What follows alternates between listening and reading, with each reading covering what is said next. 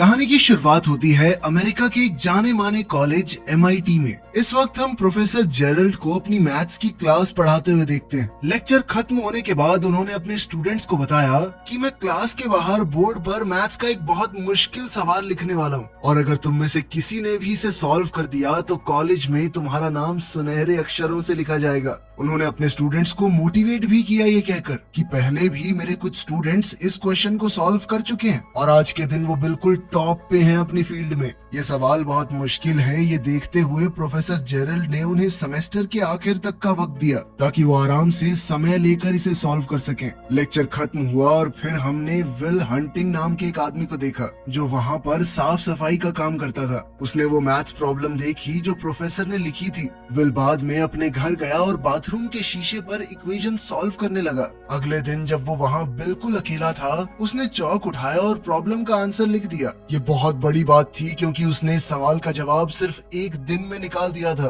काम के अलावा विल अपना सारा समय अपने दोस्तों के साथ मटर गश्ती करते हुए बिताता था। एक दिन जब वो एक बेसबॉल मैच देख रहा था तो विल ने एक लड़की को देखा जो स्कूल में उसे परेशान करता था। उसे देखते ही विल के अंदर गुस्सा फूट गया। वो अपने दोस्तों के साथ उस लड़के के पास गया और लड़ाई शुरू कर दी। अंत में विल ने बदला लेते हुए उस लड़के को बहुत मारा। मामला ज्यादा न बढ़ जाए तो उसके दोस्तों ने उसे रोक दिया, लेकिन तब तक पुलिस वहां आ गई और जब पुलिस वाले ने उसे रोकने की कोशिश की तो उसने पुलिस वाले पर ही हमला कर दिया, जिस वजह से वो अरेस्ट हो गया। दूसरी ओर प्रोफेसर जेरल्ड को पता चला कि जो मैथ्स प्रॉब्लम उसने लिखी थी वो तो सॉल्व भी हो गई है। वो तुरंत चेक करने गया और देखा कि किसी ने सच में उसका क्वेश्चन बिल्कुल सही सॉल्व कर दिया था। उसने अपने कुछ होशियार स्टूडेंट से पूछा कि ये तुम लोगों में से किसी का काम तो नहीं है, लेकिन जब उन बच्चों ने भी मना कर दिया तब तो प्रोफेसर एकदम चौंक गया। खैर प्रोफेसर की अगली क्लास पूरी तरह भरी हुई थी। सब लोग जानना चाहते थे कि आखिर वो अनजान मैथ्स जीनियस है कौन। प्रोफेसर ने कहा कि जिसने भी ये सॉल्व किया है वो आगे आए, मैं उसे उसका प्राइज देना चाहता हूँ। लेकिन पूरी क्लास एक दूसरे को देखने लगी, कोई भी आगे नहीं बढ़ा। जब कोई भी सामने नहीं आया तो प्रोफेसर ने अपने स्टूडेंट से कहा कि मैं एक और मैथ्स प्रॉब्लम लिख रहा हूँ जिसे सॉल्व करने में मुझे खुद 2 साल लगे थे। अब तुम में से जो भी वो मैथ्स जीनियस है इसे तो एक दिन में सॉल्व नहीं कर पाएगा। वहीं दूसरी ओर विल अभी जेल से बाहर आया ही था। उसने अपना साफ सफाई का काम किया और तुरंत प्रॉब्लम सॉल्व करने लग गया। उसी वक्त जेरल्ड अपने ऑफिस से बाहर आया और उसने विल को बोर्ड पर लिखते हुए देख लिया। उसने विल को रोकने की कोशिश की, सोचा कि वो बोर्ड पे ऐसे ही कुछ लिख रहा होगा। प्रोफेसर को अपनी तरफ आते हुए देखकर विल वहां से भाग गया। बाद में जब प्रोफेसर वापस आया तो उसने देखा कि विल ने तो एक्चुअली उसकी प्रॉब्लम सॉल्व कर दी है, जिसे सॉल्व करने में उसे खुद 2 साल लगे थे, वो इस लड़के ने कुछ ही देर में सॉल्व कर दी। अब उसे पता चल गया था कि वो सीक्रेट मैथ्स जीनियस कौन है। काम के बाद विल अपने दोस्तों से मिला और वापस बार में गया थोड़ी ड्रिंक्स लेने के लिए। वहाँ कुछ खूबसूरत लड़कियों को देखकर विल का दोस्त चकी उनके पास गया और फ्लर्ट करने लगा। लड़कियों को इम्प्रेस करने के लिए चकी ने ऐसे ही झूठ बोल दिया कि हाँ मैं भी यही MIT में पढ़ता हूँ, जीनियस हूँ मैं। तभी एक आदमी बीच में बोला और पूछने लगा कौन सी क्लास में पढ़ता है बे तू? जिसके जवाब में चकी ने कहा हिस्ट्री। वो लड़का समझ गया था कि ये झूठ बोल रहा है। उसने चकी की बेइज्जती करनी शुरू कर दी और जानबूझकर उससे हिस्ट्री के टॉपिक्स पर सवाल करने लगा। बेचारे चकी को आता जाता तो कुछ था नहीं, तो वो एकदम चुप रहा। तभी विल अपने दोस्त के लिए आगे बढ़ा और उस आदमी से डिबेट करनी शुरू कर दी। विल एक बार जो पढ़ लेता था कभी भूलता ही नहीं था। उसके फैक्ट्स और जबान इतनी साफ थी कि उसने उस लड़के को एकदम चुप करवा दिया। साथ ही विल ने उस लड़के की बेइज्जती की कि तूने उस किताब से पढ़ा है ना, बिल्कुल रटी रटाई बातें करता है तू। विल ने उसका मजाक उड़ाते हुए कहा कि इतने हजारों डॉलर खर्च कर रहा है तू, फिर भी जब रटी रटाई बातें बोलनी है तो ये तो मैंने पब्लिक लाइब्रेरी में पढ़ी है। इस सब के बाद वो आदमी तिल मिलाकर वहाँ से चला गया। बाद में उन लड़कियों में से एक जिसका नाम स्काइलर है विल के पास आई और उसे अपना फोन नंबर दे दिया। विल की होशियारी देखकर स्काइलर को वो थोड़ा पसंद आ गया था और स्काइलर ने कहा कि करना किसी दिन फोन मुझे जब तुम्हारे पास टाइम हो। विल ने बाद में वो नंबर उस लड़के को भी दिखाया जो ज्यादा स्मार्ट बनने की कोशिश कर रहा था।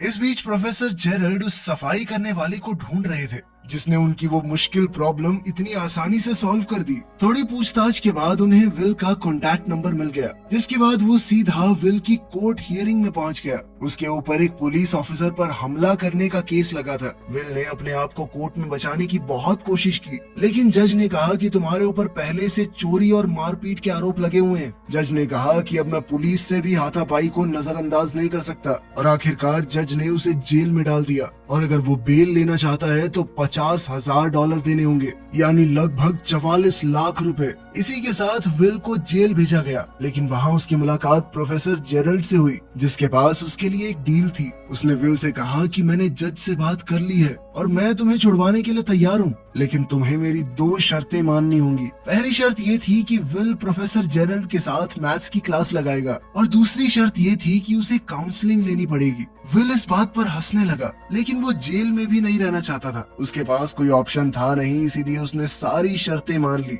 जल्द ही उसने अपनी मैथ्स की क्लास प्रोफेसर जेरल्ड के साथ शुरू कर दी, जो विल के तेज दिमाग को देखकर एकदम हैरान रह गए। अब दूसरी शर्त के हिसाब से उसे एक थेरेपिस्ट से काउंसलिंग लेनी होगी, लेकिन चाहे वो कितने भी थेरेपिस्ट के पास क्यों न चला जाए, विल खुद को उनके सामने खोलता नहीं था। ऊपर से उनका मजाक अलग से उड़ाने लगता। वो एक दिन पहले उन थेरेपिस्ट्स की लिखी हुई किताबें पढ़ लेता और अगले दिन जम के उनकी बेइज्जती करता। आखिरी ऑप्शन के तौर पर प्रोफेसर जेरल्ड ने अपने पुराने दोस्त शॉन मैगवायर से मदद मांगी, जो अब साइकोलॉजी पढ़ाता था। शॉन ने शुरुआत में तो कहा कि मेरे पास फालतू टाइम नहीं है इस सब के लिए, लेकिन जब जेरल्ड ने उसे समझाने की कोशिश की कि वो लड़का बहुत स्पेशल है, अगर सही रास्ते पर नहीं आया ना तो अपनी जिंदगी बर्बाद कर बैठेगा। ये सब सुनने के बाद शॉन आखिरकार मान गया और विल से मिला। जैसा कि उसने अपने पुराने थेरेपिस्ट के साथ किया था, विल ने शॉन की किताब भी पढ़ ली थी और अब वो उनके हिसाब से ही उसका मजाक उड़ाने लगा। लेकिन शॉन ने पेशेंस रखते हुए विल के साथ एकदम नॉर्मल बातचीत की, बिना उसकी जिंदगी के बारे में कुछ भी पूछे। तभी विल की नजर एक पेंटिंग के ऊपर पड़ी जो शॉन ने खुद से पेंट की थी। उस पेंटिंग और कुछ आर्ट बुक्स को देखकर विल शॉन की जिंदगी के बारे में कुछ भी अंट शंट बोलने लगा। शॉन ने फिर भी विल की बातों पर ज्यादा ध्यान नहीं दिया, लेकिन फिर विल शॉन की पत्नी को भी अपनी बातचीत के टॉपिक में ले आया। उसकी पत्नी का जिक्र होते ही शॉन थोड़ा गुस्सा हो गया। विल को समझ आ गया कि शॉन की कमजोरी उसकी पत्नी है, तो वो बार बार उसका जिक्र करने लगा। उसने पूछा कि सर आपकी पत्नी यहाँ क्यों नहीं है? क्या वो धोखा दे के किसी और के साथ भाग गई क्या? ये सुनते ही शॉन पूरी तरह से अपना आपा खो बैठा और विल को गले से पकड़ लिया। उसने विल को चेतावनी दी कि कभी भी मेरी पत्नी की बेइज्जती मत करना। तभी विल ने शॉन से कहा कि सर टाइम खत्म हो गया है। शॉन ने उसे छोड़ दिया और विल बाहर चला गया, ये सोचकर कि उसने फिर से एक थेरेपिस्ट को तोड़ दिया है। शॉन का मूड देखकर प्रोफेसर जेरल्ड को लगा कि वो और सेशंस करने के लिए नहीं मानेगा, लेकिन शॉन ने तो कहा कि हाँ मैं करूंगा इसकी काउंसलिंग, अगले हफ्ते से लगातार लेके आओ इसको मेरे पास। काउंसलिंग के बाद विल स्काइलर के साथ डेट पर गया। डेट पर विल को पता चला कि स्काइलर एक बहुत ही अमीर परिवार से है और इस वक्त हार्वर्ड में पढ़ रही है। उन दोनों ने ही एक दूसरे के साथ बहुत अच्छे से समय बिताया। अपनी खूबसूरत पहली डेट के आखिर में उन्होंने एक दूसरे को चूम लिया। विल जब अगले हफ्ते शॉन से मिलने आया तो शॉन ने कहा कि चलो बाहर चल के बातचीत करते हैं। शॉन विल को एक पार्क में ले गया और उससे बात करने लगा। उसने विल से कहा कि तुमने जो कुछ भी बोला मैंने उस बारे में बहुत सोचा। आखिर में मुझे यही समझ में आया कि तुम दिमाग से एक छोटे बच्चे हो जो ये जानता ही नहीं है कि वो क्या बोल रहा है। बदतमीज हो थोड़े से। शॉन ने विल से कहा कि मैं समझता हूँ तुम बोलना नहीं चाहते, शायद कोई डर है तुम्हारे अंदर, लेकिन बेटा एक बात याद रखना, कभी तो तुम्हें बोलना ही पड़ेगा वरना जिंदगी की सारी अच्छी चीजें खो बैठोगे। अगले दिन विल अपने दोस्त चकी के साथ एक कंस्ट्रक्शन साइट पर मजदूरी करने गया। उसने स्काइलर को फोन किया लेकिन वो बात करने से डर रहा था। शॉन के साथ अपने तीसरे थेरेपी सेशन में विल ने एक शब्द भी नहीं कहा और शॉन ने भी नहीं। दोनों पूरा 1 घंटा चुप रहे। चौथा सेशन भी इसी तरह से शुरू हुआ, जहाँ किसी ने कुछ नहीं बोला, लेकिन फिर बोर होकर विल ने शॉन को एक जोक सुनाया। इसे एक हिंट मानकर कि विल शायद अब बातचीत करना चाहता है। शॉन ने उससे पूछा कि क्या तुम्हारी कोई गर्लफ्रेंड है? इसके जवाब में विल ने उसे स्काइलर के बारे में बताया कि कैसे उनकी पहली डेट बहुत ही बढ़िया गई, लेकिन अब मुझसे बात नहीं हो पा रही। शॉन ने पूछा कि ऐसा क्यों? तो विल ने जवाब दिया कि मुझे लगता है स्काइलर मेरे लिए बहुत ज्यादा अच्छी है और अगर मैं उससे मिलता रहा तो सब कुछ खराब हो जाएगा। कभी ना कभी तो वो समझ ही जाएगी कि मैं उसके लायक नहीं हूँ। शॉन ने उसे समझाया कि कोई भी किसी से बेहतर नहीं होता, हर किसी में कुछ चीजें अच्छी कुछ खराब होती हैं, लेकिन जरूरी बात बस ये है कि वो इंसान आपके लिए सही है या नहीं। इस बारे में और समझाते हुए शॉन ने अपनी पत्नी के बारे में बताया। उसने कहा कि वो बहुत अच्छी इंसान थी, बहुत प्यार करता था मैं उससे, लेकिन नींद में कभी कभी पात देती थी। उसकी इस बात से पूरे कमरे का माहौल बदल गया। विल और शॉन दोनों ने खुलकर हंसना शुरू कर दिया। इसी पल वो दोनों एक दूसरे के थोड़े करीब आ गए और विल को अब शॉन के आसपास थोड़ा कंफर्टेबल महसूस होने लगा। सेशन खत्म हुआ और शॉन ने सलाह दी कि जाकर बात करो उस लड़की से। विल शॉन की बातों में इतना खो गया कि उसे याद दिलाना पड़ा कि आज का सेशन खत्म हो गया है, चलो जाओ यहाँ से।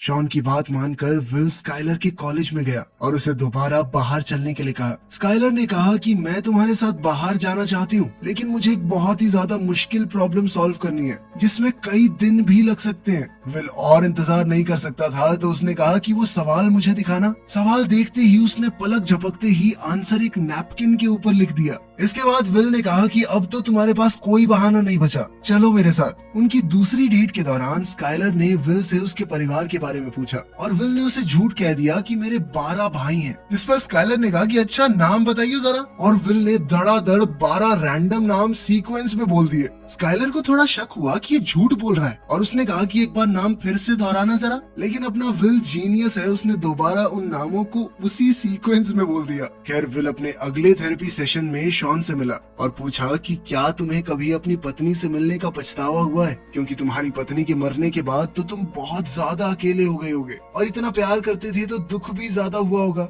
इस सवाल के जवाब में शॉन ने उसे बताया कि कैसे वो अपनी पत्नी से मिला था। जब मैंने उसे पहली बार देखा तो वो अपने दोस्तों के साथ एक बेसबॉल गेम की टिकट लेने के लिए लाइन में इंतजार कर रही थी। वो एक बहुत ही क्लासिक मैच था। तो विल ने कहा कि तुमने वो गेम लाइव देखी थी, कितने लकी हो यार तुम। इस पर शॉन ने बताया कि गेम तो मैंने बाद में टीवी पर ही देखी थी, मैंने अपने दोस्तों को छोड़ दिया था उस लड़की के साथ डेट पर जाने के लिए, वही लड़की जो बाद में उसकी पत्नी बनेगी। विल को बिल्कुल भी यकीन नहीं हो रहा था कि शॉन ने इतनी जबरदस्त गेम एक लड़की के साथ थोड़ा सा टाइम बिताने के लिए छोड़ दी। इस पर शॉन ने कहा कि मुझे कभी कोई पछतावा नहीं हुआ उससे मिलने का, चाहे वो मेरी जिंदगी में सिर्फ कुछ सालों के लिए ही थी, लेकिन वो साल सबसे खूबसूरत थे। खैर बाद में स्काइलर ने विल से कहा कि तुम मुझे अपने दोस्तों और परिवार वालों से क्यों नहीं मिलवाते। विल ने अभी भी उससे अपनी जिंदगी के बारे में झूठ बोल रखा था, लेकिन वो उसे अपने दोस्तों से मिलवाने के लिए तैयार हो गया। स्काइलर, विल और उसके दोस्त एक बार में मिले और स्काइलर को उसके दोस्त काफी पसंद आए। उन सभी ने एक दूसरे के साथ बहुत अच्छे से समय बिताया।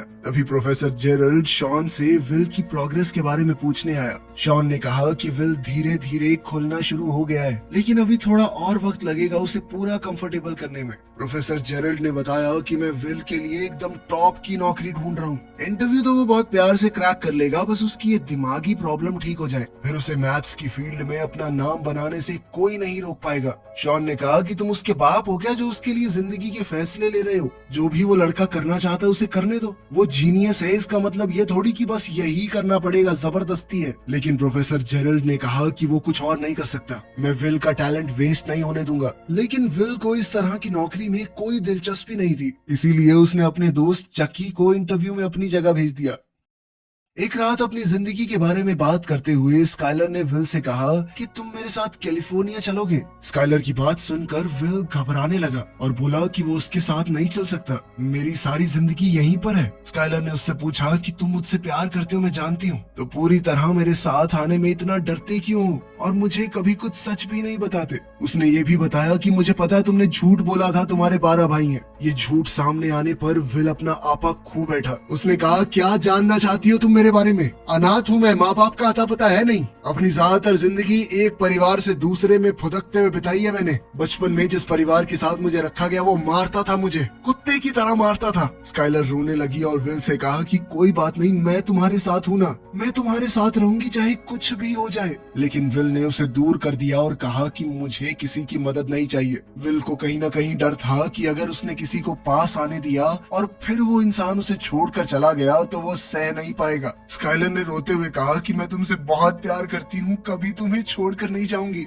लेकिन विल ने झूठ कह दिया कि मैं तुमसे प्यार नहीं करता और वहाँ से चला गया। स्काइलर को अपने कमरे में अकेला रोते हुए छोड़कर प्रोफेसर जेरल्ड के बहुत कहने पर विल ने आखिरकार नौकरी के लिए हाँ कह दिया। विल इंटरव्यू देने गया तो लेकिन नौकरी लेने की कोशिश नहीं की। थेरेपी सेशन में शॉन ने उससे पूछा कि वो अपनी जिंदगी में सबसे ज्यादा किस पर भरोसा करता है। विल ने जवाब दिया, मेरे दोस्त चकी के ऊपर। शॉन ने कहा, हाँ मैं मानता हूँ, तुम्हारा भाई जैसा दोस्त है, जान भी दे देगा तुम्हारे लिए, लेकिन दोस्तों के साथ जिंदगी तो नहीं बिताई जा सकती ना। फिर शॉन ने उससे पूछा, तो अपनी रोजी रोटी कैसे कमाओगे? इस पर विल ने कहा कि दिहाड़ी पीटूंगा, कंस्ट्रक्शन का काम बहुत अच्छे से आता है मुझे, सारी जिंदगी कर लूंगा, कमा लूंगा, खा लूंगा। इस पर शॉन ने विल से कहा कि तुमने सारी उम्र मजदूरी की है तो वो तुम्हारा कंफर्ट जोन बन चुका है, उससे बाहर निकलने से डर रहे हो तुम, और यही डर तुम्हें एक बेहतरीन जिंदगी जीने से रोकेगा। शॉन ने उसे ये नहीं कहा कि जेरल्ड जो तुम्हें नौकरी लेने को कह रहा है वो कर लो, बल्कि उसने विल से पूछा कि तुम अपनी जिंदगी में क्या करना चाहते हो। इस पर विल ने मजाक में कहा कि मैं तो भेड़ बकरियां चराना चाहता हूँ। ये जानकर कि विल सीरियस नहीं है, शॉन ने उसे अपने ऑफिस से निकलने को कहा।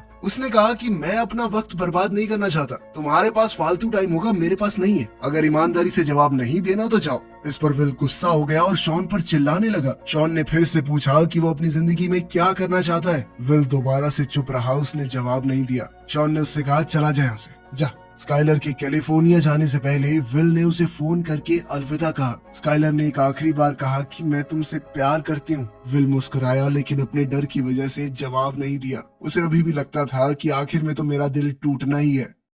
अगले दिन चकी से बात करते हुए विल ने कहा कि मैं कोई नौकरी वोकरी नहीं लेने वाला, और अब तो स्काइलर भी चली गई, दोनों भाई यहीं पे कंस्ट्रक्शन का काम करेंगे, अड़ोस पड़ोस में रहेंगे आराम से। ये सुनकर चकी ने अपने दिल की बात कही। उसने विल से कहा कि देख 10 साल बाद मैं तो यहीं मिलूंगा, लेकिन अगर तू 10 साल बाद यहाँ मिला ना तो मुझे बहुत दुख होगा। चकी ने कहा कि मेरा एक ही सपना है, सुबह जब मैं तुझे लेने तेरे घर जाता हूँ ना, मेरे दिल से हर रोज आवाज आती है कि काश आज ये साला यहाँ ना मिले, कुछ अच्छा कर रहा हो जिंदगी के साथ। दूसरी ओर प्रोफेसर जेरल्ड शॉन से लड़ रहा था कि आखिर वो विल को काम लेने के लिए मना क्यों नहीं पा रहा। शॉन ने कहा कि हमें विल को मजबूर नहीं करना कि अपनी जिंदगी के इतने बड़े बड़े फैसले ले, अभी उसे खुद ही नहीं पता वो क्या करना चाहता है। उसने समझाया कि विल को छोड़ दिए जाने का डर है, इसीलिए वो लोगों को अपने पास नहीं आने देता। जेरल्ड उसकी बात से सहमत नहीं था। उसने शॉन से सीधा कहा कि विल को अपनी जिंदगी बर्बाद करने मत दे, क्या अपनी तरह फेलियर बनाना चाहता है क्या उसे? इस पर शॉन ने जवाब दिया कि मैं कोई फेलियर नहीं हूँ, मैंने चुनी है ये जिंदगी, मुझे अच्छा लगता है इतना, इतने में खुश हूँ मैं। तभी विल अंदर आया और उनकी बातचीत सुन ली। प्रोफेसर जेरल्ड कमरे से बाहर चला गया ताकि थेरेपी शुरू हो सके। शॉन के पास आज एक फाइल थी जिसमें विल के शरीर की तस्वीरें थी, जिसमें उसके फॉस्टर फादर की मार के निशान थे। विल ने पूछा कि क्या कभी तुमने किसी बच्चे को इस तरह बेरहमी से पिटा हुआ देखा है? इस पर शॉन ने बताया कि मेरे पिता शराबी थे, बचपन से शराब पीकर मुझे और मेरी माँ को मारते थे। शॉन की कहानी सुन के विल को अपने बचपन की याद आ गई। शॉन ने विल के सामने आकर कहा कि जो कुछ भी तुम्हारे साथ हुआ बेटा वो तुम्हारी गलती नहीं थी। विल ने हामी भरते हुए सर हिलाया, पर शॉन बार बार कहता रहा कि ये तुम्हारी गलती नहीं थी, नहीं थी बेटा, नहीं थी। आखिर में विल ने कहा मुझे पता है, पर शॉन फिर भी बार बार बोलता रहा तुम्हारी गलती नहीं थी, नहीं थी, मान लो इस बात को। ये सुनकर विल की आंखों में आंसू आ गए। उसने शॉन को धक्का दिया। शॉन ने फिर से कहा कि जो कुछ भी हुआ तुम्हारी गलती नहीं थी, और अब आखिर में विल टूट गया। उसने शॉन को गले लगा लिया और जोर जोर से रोने लगा। अब वो अपना बीता हुआ दर्द छोड़कर आगे बढ़ने के लिए तैयार था। उसने शॉन से कहा कि वो उन्हीं नौकरियों में से एक लेगा जो प्रोफेसर जेरल्ड ने उसके लिए तैयार की हैं। इसके साथ उसका आखिरी थेरेपी सेशन खत्म हुआ। विल ने शॉन से पूछा कि अगर बाद में कभी बातचीत करने का मन करे तो आ सकता हूँ, जिस पर शॉन ने कहा कि तुम्हारे लिए हमेशा दरवाजे खुले हैं। जिसके बाद विल ने शॉन को गले लगाकर अलविदा कहा। उसके 21वें जन्मदिन पर उसके दोस्तों ने मिलकर उसे एक गाड़ी दी थी। गाड़ी नई तो नहीं थी, पर विल बहुत खुश था इस गिफ्ट से, क्योंकि ये उसके सबसे अच्छे दोस्तों की तरफ से था। उधर प्रोफेसर जेरल्ड शॉन के पास गया और उसे फेलियर बुलाने के लिए माफी मांगी। वो दोनों बिछड़े दोस्त फिर से मिल गए और शॉन ने बताया कि वो वर्ल्ड टूर पर जा रहा है। इतने भी कम पैसे नहीं कमाता मैं, समझा। जब शॉन अपना सामान पैक कर रहा था, विल उसके घर के बाहर कार लेकर आया और उसे ट्रिप के लिए रेडी होते हुए देखा। विल घर के दरवाजे तक गया और शॉन की मेल बॉक्स में एक लेटर छोड़ दिया और फिर वहाँ से चला गया। इसी बीच चकी विल को काम पर ले जाने के लिए उसके घर गया। उसने दरवाजे पर नॉक किया लेकिन कोई जवाब नहीं आया। उसने खिड़की से झांक कर देखा कि विल घर पर नहीं है। चकी मुस्कुराया और समझ गया कि विल को अपनी जिंदगी में क्या करना है उसने फैसला कर लिया है। शॉन को भी विल का छोड़ा हुआ लेटर मिल गया। लेटर में विल ने लिखा था कि वो नौकरी नहीं ले रहा, वो कैलिफोर्निया जा रहा है स्काइलर से मिलने। ये पढ़कर शॉन मुस्कुरा दिया और अंदर चला गया। चलो लड़की मिल गई, अब अपना जीनियस कुछ ना कुछ तो अच्छा कर ही लेगा। आप सबके प्यार की वजह से हमारे 1 मिलियन पूरे हो गए हैं, उसके लिए बहुत ज्यादा थैंक्स तुम सबको। तुम सभी मेरे लिए बहुत स्पेशल हो यार, 0 से 1 मिलियन पे ले आए। Love you all.